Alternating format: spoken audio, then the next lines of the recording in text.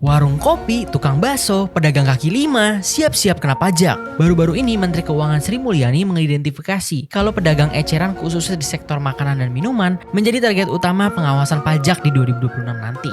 Katanya si sektor ini dianggap punya aktivitas shadow economy yang tinggi dan bikin penerimaan negara tekor. Intinya shadow economy ini aktivitas ekonomi yang nggak terpantau pemerintah. Jadi transaksinya susah dicatat dan dikenakan pajak. Shadow economy sendiri singkatnya merupakan aktivitas ekonomi yang berlangsung di luar pengawasan otoritas resmi. Jadi transaksinya sulit tercatat secara resmi dan nggak dikenakan pajak sebagaimana mestinya. Menurut Bu Sri Mulyani, pengejaran pajak ini dilakukan buat mencapai target penerimaan pajak 2026 yang mencapai 2.357,71 triliun rupiah tanpa harus menaikkan tarif. Estimasi kerugian pajak karena shadow economy sendiri adalah potensi kehilangan penerimaan pajak 300 triliun rupiah di 2021. Aktivitas shadow economy Indonesia mencapai 16,83 sampai 19,25% dari PDB. World Bank menyebut potensi penerimaan pajak dari shadow economy mencapai 6,4% dari PDB Indonesia.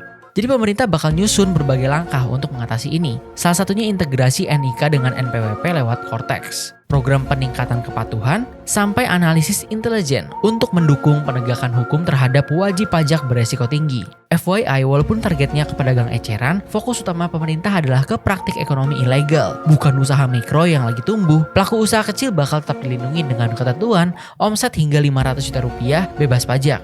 Omset sampai 4,8 miliar rupiah hanya dikenakan tarif final 0,5%. Namun, salah satu konsultan pajak bernama Raden Agus Suparman menilai penggalian pajak dari pedagang eceran ini nggak akan mudah. Soalnya, sebagian besar masih tradisional tanpa melakukan pencatatan dan pembukuan. Jadi petugas pajak bakal susah menghitung potensi pajaknya. Kalau menurut kalian sendiri, gimana nih?